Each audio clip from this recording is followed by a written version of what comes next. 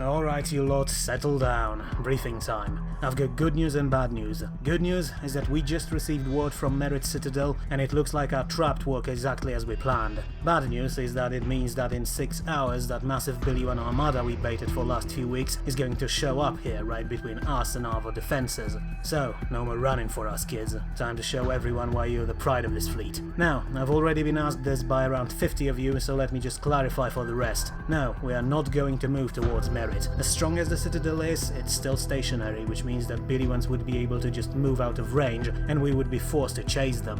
Instead, Ice Queen decided to place us on the other side of their exit point so we can catch them in crossfire and, with a bit of luck, push them towards Merit. And the second issue is Arvo Spaceport. It may be armed and all, but it's still a civilian station, so if Snailheads focus their fire on it, it's not going to survive for long. Fortunately, everyone knew the plan in advance and all civvies have been safely evacuated, so we won't repeat the massacre that happened above Tintragal. Still, we can't allow the ports to fall. We, strikecraft pilots, may live mostly on our carriers, but the rest of the fleet uses that port as their main dockyard during peacetime, so we can't let Snailheads blow it up.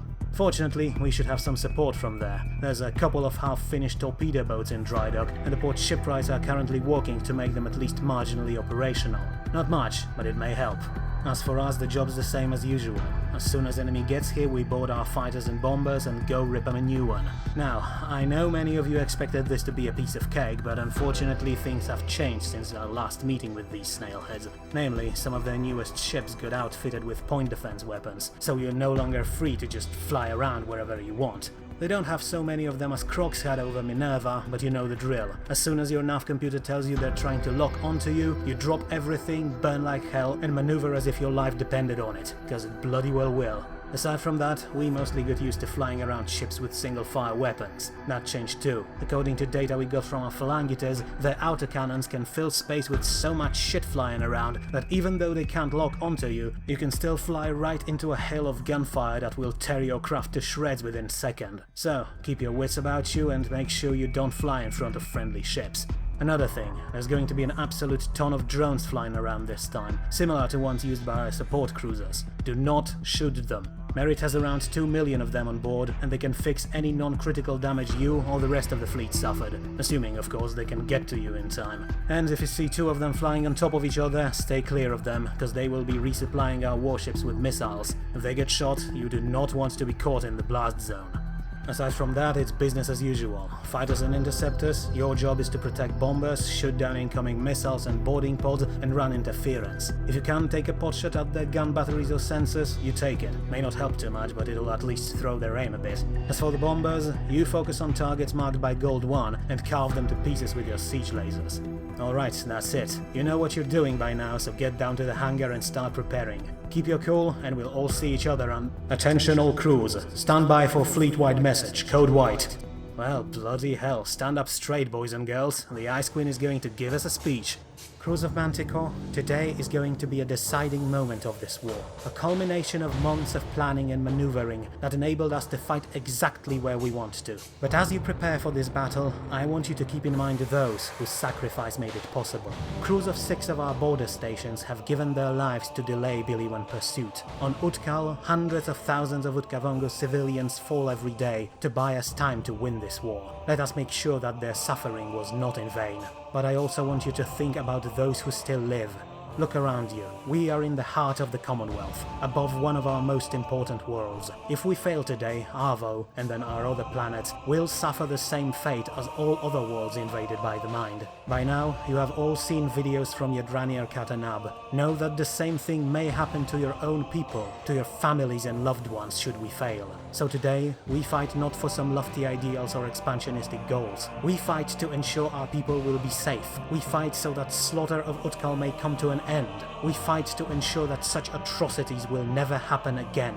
And here, today, we stand together with entire might, ingenuity and hope of humanity, no, of entire Commonwealth, behind us. So know that this battle is larger than you, me, or any single being. Today, fate of entire civilizations will be decided. Let us make sure that, when the dust finally settles, the Commonwealth will be still standing. To your stations. Well, no pressure at all, eh kids? Alright, you heard the lady. Get to work.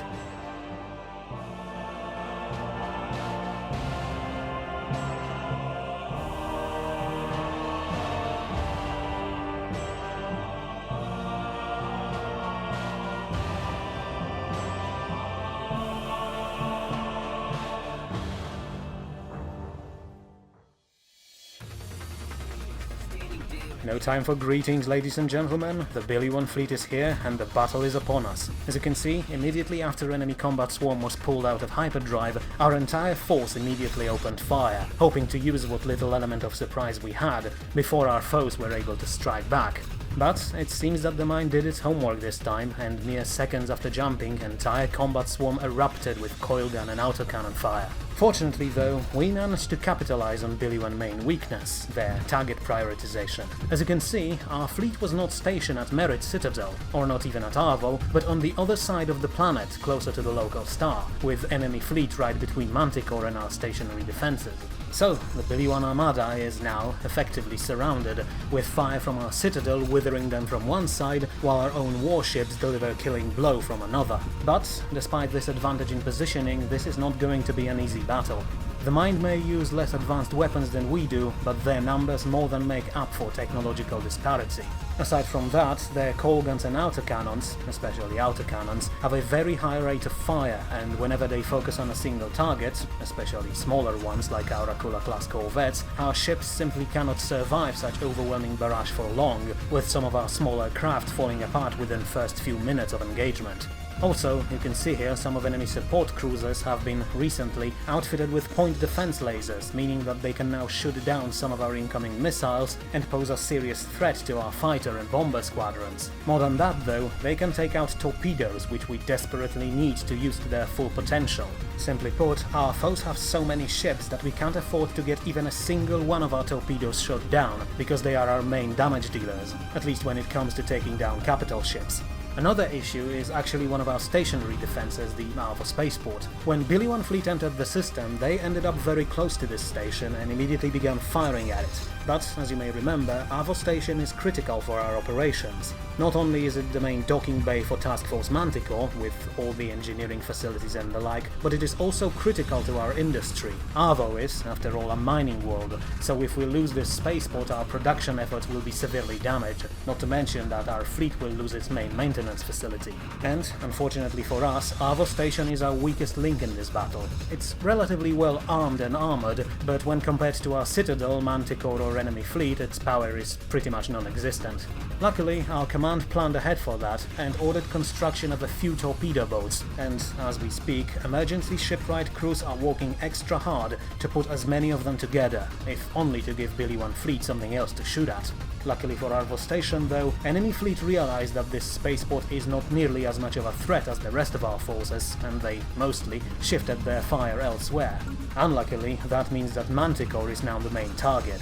The Merit Citadel turned out to be so resilient and its shield generators so powerful that even massed fire of Billy One combat swarm was not enough to break through its outer defenses, so now almost every single gun is pointed at our own navy. But Merit Citadel can help with that as well. See, Manticore may be far away from the station, but we're still in range of Merit's support drones, and these drones, hundreds of thousands of them, immediately flooded the battlefield, fixing as much damage as they could, greatly increasing durability of our fleet and outright saving several ships from being completely destroyed.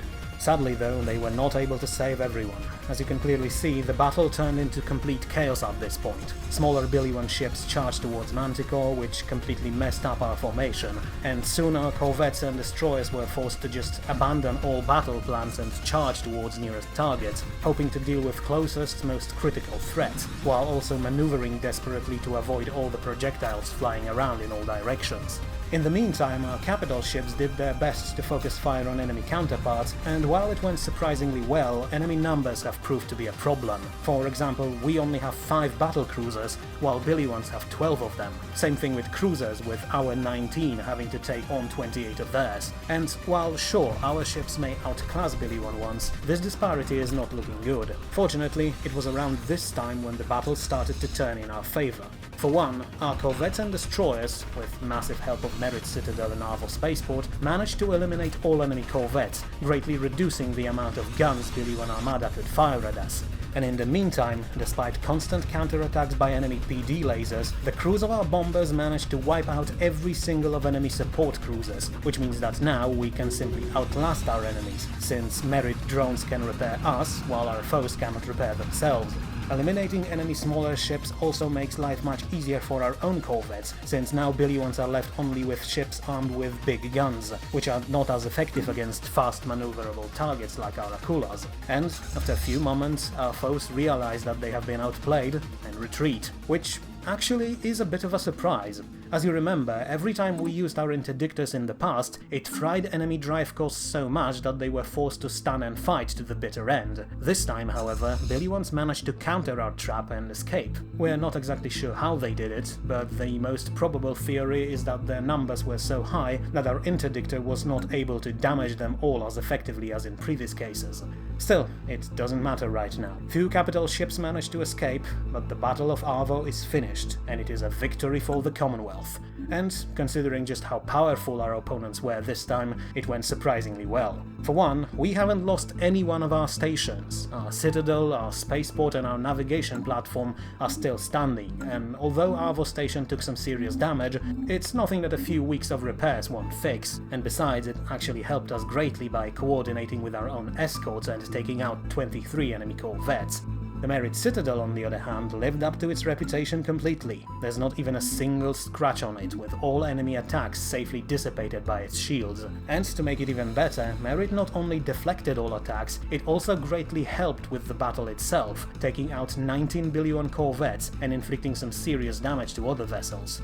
But of course, the most credit, and sadly most casualties, go as always to Task Force Manticore. During the battle, our navy lost one of its battle cruisers, CSV Jupiter, 10 destroyers and almost all corvettes, 17 of initial 22, taken out mostly by their swarming hostile counterparts. But for those 28 ships, we have taken out far more. All enemy corvettes, destroyers and support cruisers were taken out in this fight, as well as half of regular cruisers. Unfortunately, we only managed to take out a single battle cruiser before Billy ones escaped, but still the damage we've done to our foes greatly outweighs that which we suffered ourselves. It's a shame that we were not able to take out this combat swarm completely, but at the very least we've managed to cripple them. Sure, they may still have a significant number of capital ships, but without their swarming escorts, they will be far less dangerous than before. And finally, with Merit's support drones and our own support cruisers doing a splendid job during this fight, the survivors of Manticore are actually in surprisingly good shape. We'll just need a few days in dry dock to patch up the most critical hull breaches and to bury our fallen, and we should be good to move out again. We have won the greatest battle of this war, now it's time to push our advantage and help our Utkavongo allies.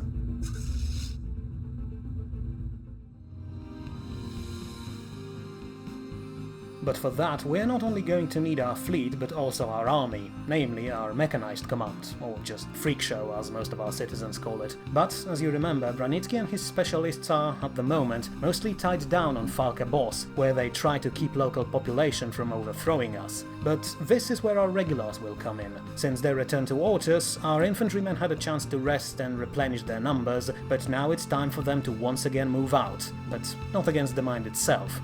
Instead, they will relieve Branitsky and take over his duties as garrison on Falka Boss, and perhaps presence of actual living humans and Kithris will prove to be more useful there than cold, emotionless oversight of battalions of combat droids. Still, before our men can leave Ortus, they will need a commanding officer. Back on the homeworld, regimental commanders were enough to keep their people in line, but for operations such as this, we're going to need an actual trained general. And as you can see, our military academies managed to create quite a number of prospective candidates, hailing from various races. We have Kithris, Saramathi, Queptilians, Xirs, Shalani, and even Kartheman and Yuvanuk's officers lining up for the position, and a number of humans, of course.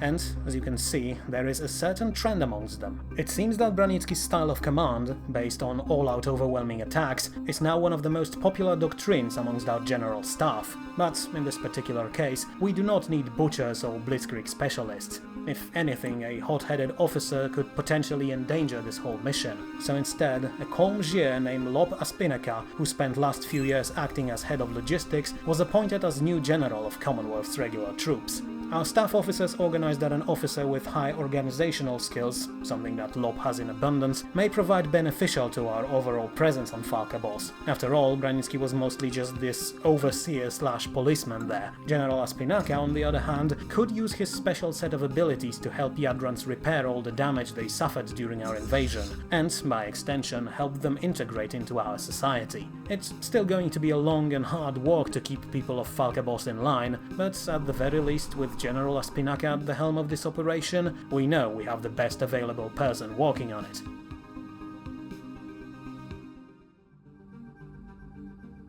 Another thing we need to take care of is defense of our own borders. When Manticore goes north, someone has to keep our people safe, and as we painfully learned in recent months, our defensive platforms may work well when it comes to delaying hostile fleets, but they are not able to stop them. So, in order to fix this problem, our Astromasons from the Phalanx Protocol have developed another type of fortification, a Stockholm-class defensive station, a 2x2 kilometer cross between massive Merit Citadel and our smaller platforms.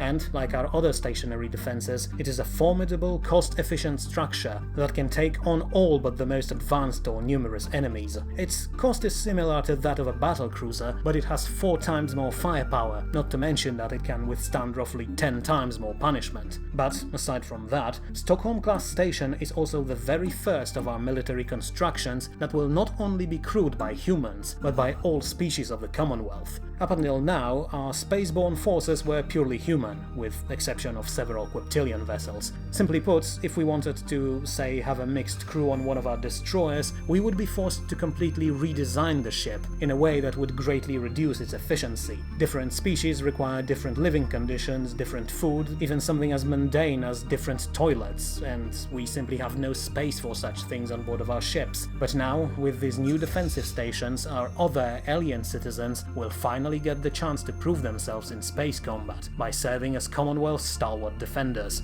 And we may need them sooner rather than later. As Manticore finished its repairs and began moving towards Utkavonga homeworld, we received some very concerning reports from our allies. Their sensors picked up extensive movement within Bilyuan territory, and a quick analysis confirmed our fears. The Mind has already begun rebuilding its forces, and it seems like it's building new ships at alarmingly fast rate. So fast, in fact, that it looks like it's going to fully rebuild its combat swarm within 1 or 2 years. So now, Commonwealth, and our navy, faces a bit of a dilemma. Without support of Manticore, Bilyuans will keep swarming Utkal, slaughtering tens if not hundreds of thousands of civilians every day. Between Braniski's mech commander and Utkavongo armies we should have enough forces to kick the Mind off the planet, but we can't do that because, in recent months, Bilyuans prepared some serious defenses on the surface, and attacking them would be suicide. Of course, Manticore could take out these defenses within few weeks, but during that time the Mind would keep rebuilding its forces and eventually counterattack.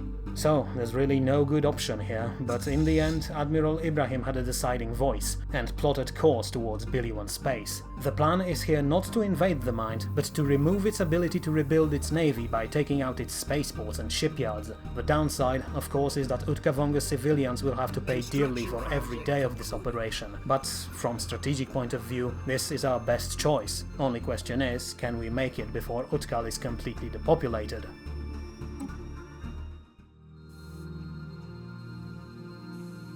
Fortunately, our war economy is going to receive a much-needed boost, and it's going to come from a rather unexpected place, namely the militaristic dictatorship of Farscin Dominion. Knowing that we're in the middle of a dangerous conflict, its representatives approached us with a very lucrative deal, a great number of minerals and credits for monthly shipments of various luxury goods for the next 15 years. Now, a few years ago such deal would have been unacceptable, but right now it's actually pretty good. For one, we can use the quick resource boost, and two, with our economy back in the green, we actually have a surprising abundance of various luxuries, despite the war. So, the deal was accepted, and while Fafsim are not exactly known for being friendly, this is not really a dangerous deal. All it means is that Commonwealth goods will reach the farthest corners of the galaxy, yet another proof of our nation's standing on the galactic scene.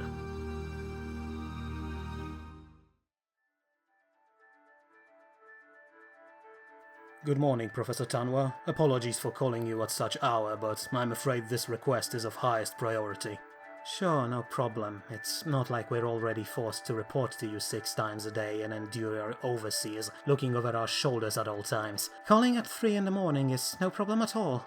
Excellent. Then let's get to business. First and foremost, I'd like to hear your opinion on your current project up there in the north. And not official version, your own thoughts, if you'd be so kind. Well, to be honest, I'm not sure why you even need a biologist here, since the subject of our research is not biological at all, or at least it doesn't appear to be. Then again, I'm not sure if Nestor and Roman are of any use either. What we have here is simply so bizarre that we have no idea how to even approach researching it. Also, we're not exactly the most organized team right now, not with Nestor acting all high and mighty all the time. What happened? After that mess with leaked information, he decided that if our people stopped trusting us, then we should at least be able to trust each other in the Science Council. So he asked your overseers to get access to our research files and, well, I'm sure you know Nestor enough to figure out how it went. Roman is spending his free time on creating sentient AI, something that both Nestor and I oppose, and as for me, there's this entire business with cloning and psionic experiments, as well as that entire situation with aromatic trackers. So, when Nestor read through all these files, he went full inquisition on us, gave us 3-hour-long tirade about ethics and claimed that we're officially insane. I think that if not for the fact that he's the most dutiful of our trio, he would have resigned or started sabotaging our project. Fortunately, he's just ridiculously difficult to work with right now. I see. Then I don't even want to know what he thinks about me. Still, you can tell him that at least one of those issues has already been dealt with, namely the aromatic trackers. I don't admit it lightly, but I panicked when that message came out and pressed kill switch on them, especially since Chancellor was not amused by the whole affair. By now, the trackers have all safely dissolved, hopefully without a trace, so there should be no evidence pointing back to us. Still, it brings me to the assignment I have for you. I need you to return to Minerva and help our investigators look through all the data that has been stolen, and figure out just what these terrorists could do with it. Understood. Have you figured out what data have been stolen and who was responsible for that then? Indeed I did, Professor. Shortly before that imposter contacted us, 2 junior researchers disappeared from the facility and never returned. As for the data that was lost, and is now safely restored by the way, it's mostly video feeds from security cams in clone processing section and random bits of data from various departments. Still, I want you to help CID figure out what these criminals can do with it. Got it. But if you're worried about them suddenly raising clone armies under your nose, I have good news for you. The process is so complicated, so expensive, and requires such extensive infrastructure that our marshals would see it from light years away. I'll send you a list of chemicals needed in the process so you can get your people to monitor them. They're so expensive that if they notice any sudden increase in demand, they should be able to easily track them down.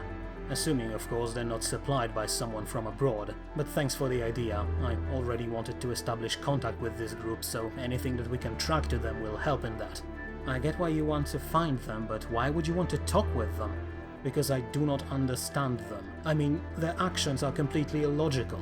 If they wanted to discredit the government, they could have released data about cloning experiments. Or they could cause Aromathi to rebel by exposing those chips we planted into them. They had all the data they needed to hurt us, but instead they went with this bizarre, false plot aimed at the Science Council. I want to know why. Maybe they really don't like us and want us to resign. I've been hearing some voices in recent years that we should step down and let the space generation take over. It's possible, but I don't think that's the case. As I said, they had the opportunity to cause a lot of chaos and possibly spill a river of blood, but they chose not to, and I wonder why. And, in all honesty, I can only reach one conclusion. They actually believe what they said, and their plan of getting out of the Commonwealth is not just some scam to get the money out of us. Don't tell me you believe their nonsensical story. It's clearly bait to get more clueless people on board. Maybe, but on the off chance that it isn't, it may still be a good idea to contact them. And if they really want to get out, hell, we could give them a ship. Anonymously, of course, so we don't look weak. Really? Now you want to give in to threats of some terrorists? No, Professor, I want to prove them wrong. As your husband often said, contrary to popular belief, we are not a dictatorship. Our borders are open, and if someone wants out, they can get out with no issues. And I'd say we'll be better off without these malcontents, so a little investment to get them out of our space may actually work well for us, in more ways than one. Not to mention that it would put them all, conveniently, in one place. Ah, and there's Takumi I know. Very well, if I can help finding these people, then I'll get to Minerva on the next ship and get to work immediately. Good. We've put too much work into uniting our people, Professor. I will not let anyone destroy it now.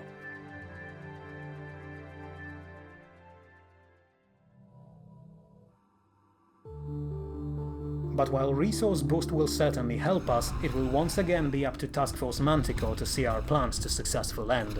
As you can see here, our navy has just entered Walmero, a closest Billy-1 inhabited system, and, just like during our raid on Settleback, we're pulled out of Wormhole and right into the middle of the system. It seems that the mine invested heavily in construction of additional defenses, but again, it shows just how weirdly it thinks. It noticed our own interdictors, so it decided to copy them. A good plan, but it's poorly executed, because, as you can see, thanks to these FTL inhibitors, we actually ended up closer to our intended target, the Billy-1 shipyard in this system. Still, it doesn't matter that we can just jump around and expect everything to go smoothly. For one, enemy stations can still pose a threat to us, and of course the mine still has its remaining capital ships somewhere, so if we're not careful, we may jump right into their trap.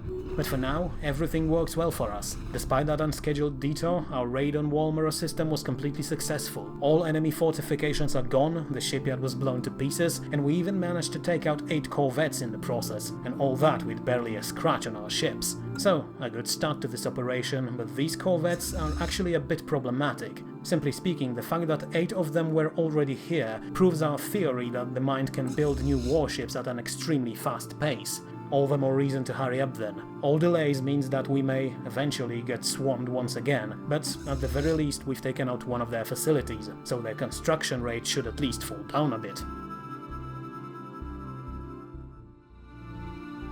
Construction project concluded.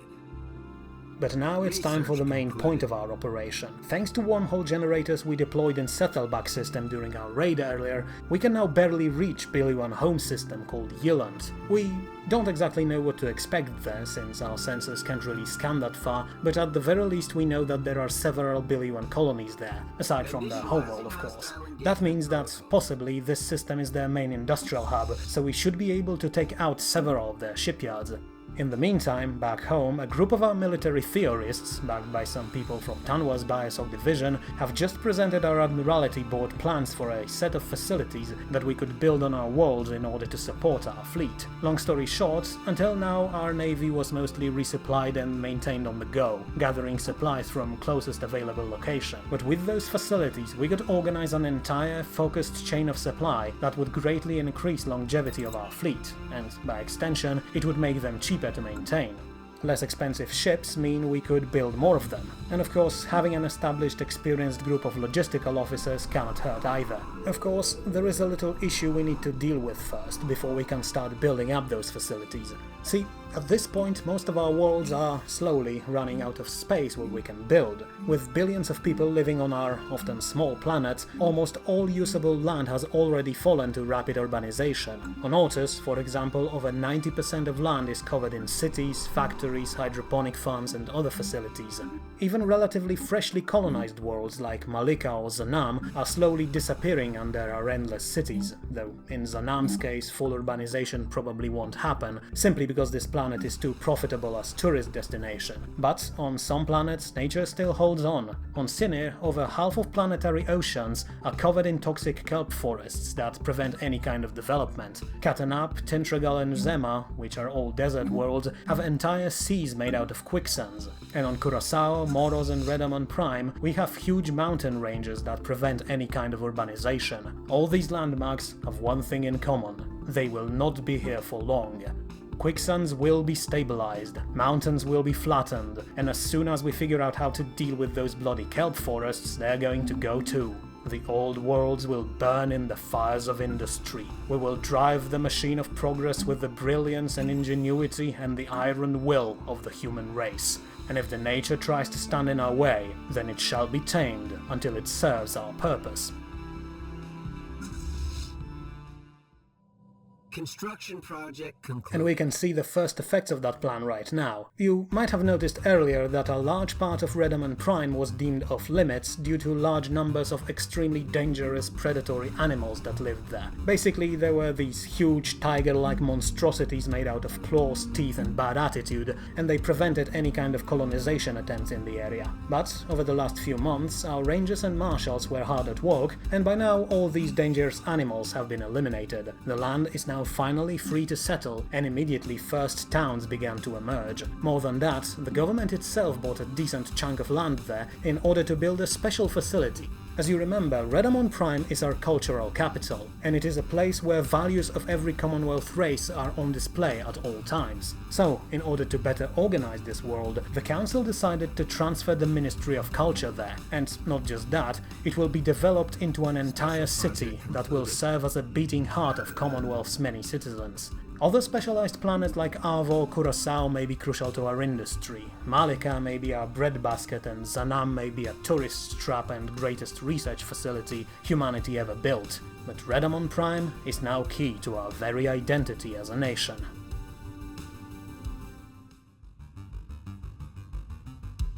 For now though, let us return to the war. As you can see, Manticore has just entered Billy One home system, once again pulled out of the wormhole and thrown right next to the central star. A move that was actually a bit more dangerous than last time because the star in question is one of the largest we have ever seen. Fortunately, shielding on our ships was enough to survive blistering heat and enabled Manticore to charge right at Billy One defenses. And thankfully they were, like before, nothing special, just a couple of spaceports and defensive platforms. But while it was a good thing, it also means that we still have no idea where Billy One remaining capital ships are, and considering their replenishment speed, they may very well be preparing for an unexpected counterattack somewhere. Still, we can't really worry about that for now. We have a chance here to cause some serious disruption to Billy One shipbuilding operations, so that's what we're going to focus for now. As you can see, enemy defenses were eliminated without us suffering any damage, so now Manticore can charge straight at the spaceport over Billy One homeworld, a mysterious planet that the mind itself refers to only as Voice. There are still a few hostile ships in the system, but they're just a handful of corvettes led by 2 destroyers, so they shouldn't pose any serious threat. So, time to continue with our plan. But as Manticore moved towards Voice, our people realized something. It seems that most Billy One planets in the system are not actually habitable, at least not in the way we would categorize them.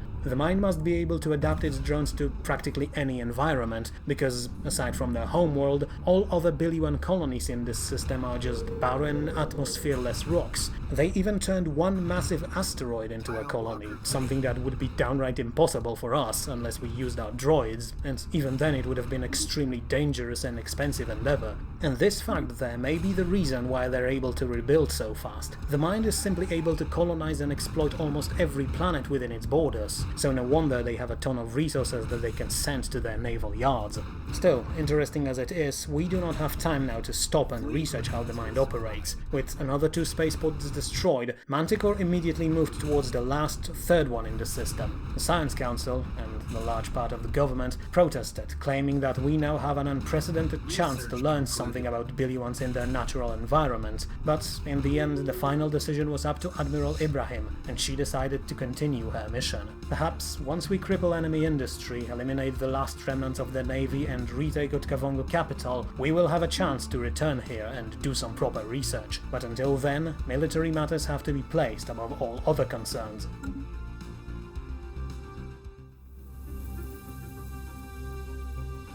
With one exception. As soon as that 3rd spaceport was dealt with, Admiral Ibrahim ordered Manticore to plot course for that mysterious huge station that Billy Ones have constructed at the edges of their system. An installation this big, she argued, could be yet another military facility, maybe even a key to Billy One naval production. But, as Manticore got closer, Ibrahim realized that her assumptions were wrong. Sure, the station itself may be huge and imposing, but to our surprise, it is actually not operational. If anything, it seems that it is not finished yet. What we see here is just a foundation. Perhaps our enemies started building it and were forced to abandon or delay the project due to war. Still, we have no idea what the mind is planning to do with it, but we can, at the very least, confirm that it doesn't pose a direct threat to us. Manticore scanned the station and tried to destroy it, but because it's actually 5 times the size of our Merit Citadel, the end result was not optimistic. After a few broadsides, our engineers calculated that it would take around 7 months to fully destroy this station, which is not an amount of time we can spare here. Instead, Admiral Ibrahim ordered to fire one last barrage at what she believed to be the most critical parts of the station, and then continued with our raiding operation. It's a shame that we have to leave such an installation behind unsupervised, but if everything works out, we will soon return, either to capture it for ourselves or to blow it up to hell. Project concluded.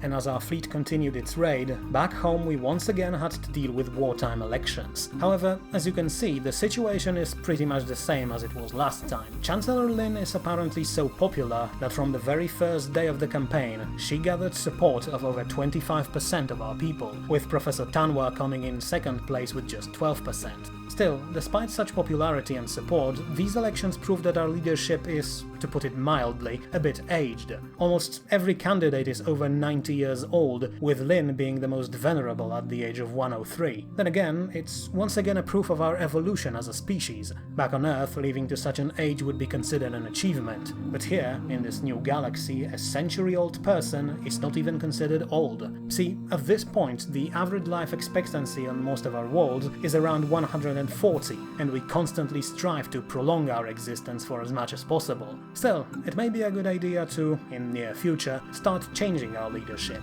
After all, our current leaders are almost exclusively people who were born on Ortis before the age of interstellar spaceflight, so perhaps it would be a good idea to let the next generation take the helm, but that will have to wait until the end of our current crisis.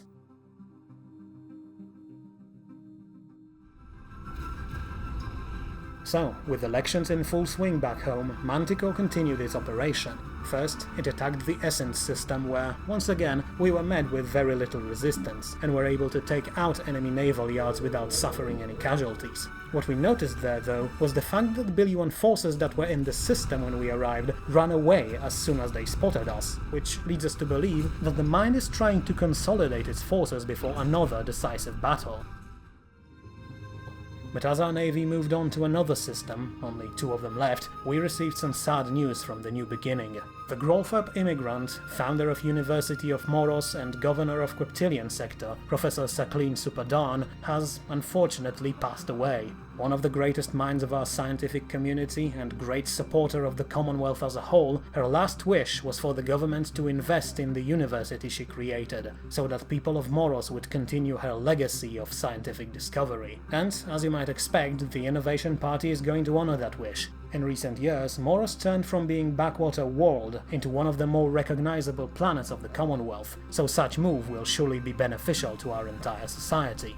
But it also means that the new beginning was left without a governor. Sakleen acted as a representative of the Commonwealth for around a decade there, and while she was liked and respected, many Quiptilians argued that they would prefer to have one of their own acting as their representative. And when the voting time came, their wish was fulfilled, and a Quiptilian named Franz of Burgundy was elected to act as a new governor.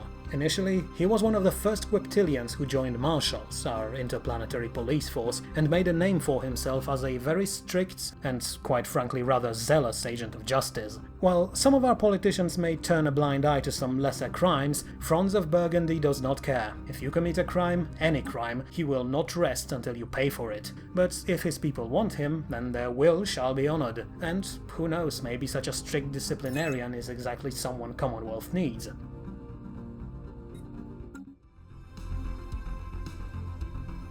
Moving on, we continued our raids and attacked Billy One systems one by one, often engaging their smaller fleets while their main force still evaded us. But as our navy was dealing with the last of enemy spaceport, we once again received some grim news from the north. The Farscin Dominion, our latest trade partner, declared war on Xenac Forge, hoping to capitalize on their weakness after recent war against the Disberserkers. But that also means that, by extension, they declared war on all Xenac allies, including the Utka Vongo. So now, our friends are in even worse trouble than before. Not only 2 of their worlds are occupied by one of the most dangerous species in the galaxy, they are now also forced to fight on a second front. As for the Xenac themselves, the sad truth is that, in this case, their days seem to be numbered. These machines were surprisingly good allies to the Utkavongo and provided them with as much help as they could, but now, with their fleets still decimated after last war, they probably won't be able to survive another invasion. What's worse here is that we are, partially, responsible for this attack, because Farscin economy received a much-needed boost due to our trade agreements, and that enabled them to organize this war. So, as soon as we heard about this, our representatives immediately contacted Dominion's embassy and cancelled all diplomatic relations between our states, including our non-aggression pact. But, for now at least, that's it. If we wanted to punish the Farscin, we would have to declare war on them, which would also mean war against all their defensive allies, and that is not something we can afford right now. So, now the plans have changed. We have to move towards Utkal as fast as possible and relieve our allies. Only then will they have a fighting chance.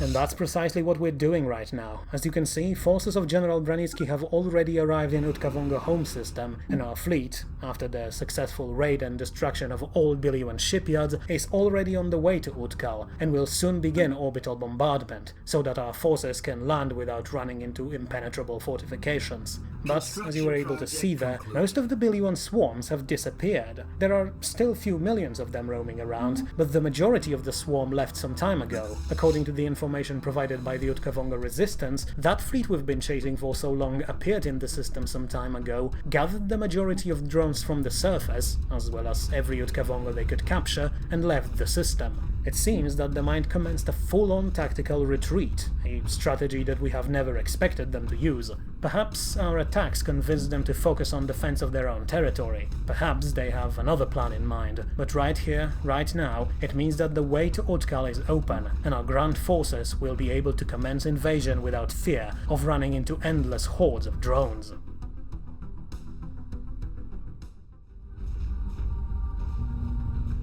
And here they are. After a few weeks of bombarding key enemy installations, Branitsky and his mech command boarded their landing crafts and dropped to the surface, ready to kick the Mind from this planet once and for all. And as you can see, the drones that were left behind posed absolutely no challenge for our mechs, clones, droids, spiders and mercenaries. They might have been a deadly threat to civilians, but our force simply stomped over them, and within few days all roaming swarms have been eliminated. And, just like that, Utkal has been liberated, but the victory was soured by what our forces saw once they reached surface. We knew what to expect. We saw a similar thing on Yadrani and Katanab, but when dust finally settled, our men realized the full scale of what happened. 4 billion Utkavongo citizens died since the beginning of Biliuan occupation, with millions more being abducted. Cities were ruined, farms were destroyed, and entire infrastructure needed to maintain spacefaring civilization was demolished. To make matters worse, when our forces finally encountered Utkavongo civilians, who spent last years either hiding or running away, we realized that most of the people on Utkal are starving.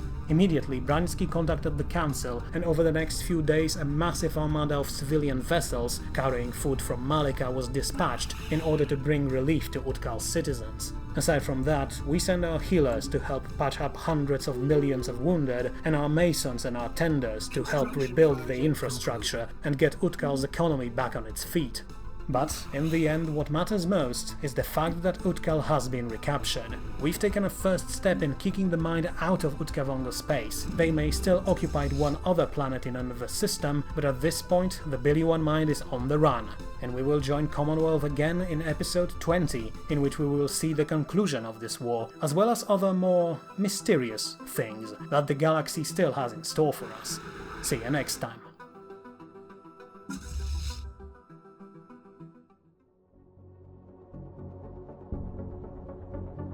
I know it burns a bit, but hold on for just a second and... there. See? The gel filled the wound nicely, and now that it hardened, it should help your body fix up that wound. Give it a day or two and your arm should be as good as new, but don't rush it. Give yourself a few weeks of downtime, okay? Just rest up like you always do, get into water and sleep for as long as you can, you hear me? Good, then you should be good to go, kid. Now go and get back to your friends and don't worry, it's over. Ah, poor kid. The wound wasn't that deep, but I'm more afraid about psychological scars. What he saw, what they all saw, I don't think anyone can fully get back from something like that, don't you think? Oh, come on, what got you smirking this time? Well, I just realized we live in a time when you can call a 2-meter tall, sentient fungal column with acidic blood kid. My grandfather is probably turning in his grave right now. That's because he was a bloody Exile Party supporter, scared of everything he couldn't understand. And besides, that Utka was a kid, scarcely more than a teen. How do you know? Lack of discoloration on outer skin layer. Older ones tend to get these yellow or green patches that have this faint glow to them. We had a bunch of them in the academy back on Redmond studying with us, so I got used to them. Incidentally, if you ever invite some of them to a party, do not ever try to challenge them to a drinking contest. Buggers can chug a liter of vodka and they won't even flinch. They're certainly not lightweights like the Alir. Don't remind me. For a race that enjoys booze so much, you'd think they should have some more resistance to it. I remember that Alir exchange student girl that rented room from my parents a few years ago. Every day she would bring home a bottle of something new and get completely plastered after just a few swigs, even if it was just some weak beer. Made for some interesting evenings, sure, but that can be healthy for them. Actually, they seem to deal with hangovers way better than the rest of us. Still, hold on, what's with all the commotion outside? I said everyone calm down. If you're not willing to tell me what I want to know, then I will just... Ah, and here they are. Doctors, have you finished treating this group of young ones? Yes, we did, but... Excellent. Then I need you to sign this document here that states that medical procedures are over, so I could take these people with me. Take them? Take them where? To join the army, of course. By the order of the Grand Marshal, all able-bodied Utkavongo are to do their duty to the nation in these dark times by joining the military. But I can't recruit them until you sign the form, so if you'd be so kind... Are you serious? These are just kids who spent last year on the run from Billion hordes that tried to eat them alive. They're weak, shaken, malnourished, and most of them have lost their friends and relatives in these past months. You can't just waltz in and drag them into another war. On the contrary, human. As I said, Grand Marshal and the Restoration Party voted that all citizens are required to enlist in our armed forces, and avoiding this duty means becoming a criminal and an outcast. Perhaps you are in such a luxurious situation that you can pick through potential recruits, but we are not so lucky. And don't give me that sob story about losing family members. My entire family was here on Utkal when the Mind attacked, but you don't see me running away or hiding because of that. I am sorry for your loss, truly, but there must be something you can do for them. As a military man, surely you can tell that these kids have no value as soldiers. If anything, they will be a liability. Hell, we might have patched them up, but I'm not sure they will be able to properly function again due to all the shock they suffered. I understand your reasoning, Doctor. Believe me, I do. I don't want to do this, but orders are orders. If I disobey them, I'll just get court-martialed and the commissariat will send someone more strict in my place. So just tell your superiors we haven't cleared them yet. Maybe they'll forget about them. They won't. And besides, too many people heard you saying they're good to go. If I'll let them go and someone will report me, it will brand both me and them as deserters. Even worse, if word of this spreads, other groups will try to get off the hook as well, and we'll have complete chaos on our hands. We simply can't afford to care about individual troubles, not when our entire race is threatened with extinction. As much as I hate it, the best and only bet is to go with me and hope for the best. Now please, sign the form and don't make this harder than it already is. For everyone. At least promise me you'll try to keep them safe. I don't know, find them some safe jobs in rear battalions or maybe even away from the front lines, okay? I mean, armies have tons of people walking away from the battlefields, right? It's not for me to decide, but alright. I promise that I'll do my best to get him a safe job, maybe in one of logistics companies. Now please, sign the form. Thank you, Doctor, not only for this, but for the help your Commonwealth provided. It may not be a perfect happy ending, but these kids at least have a chance now, and it is all thanks to you.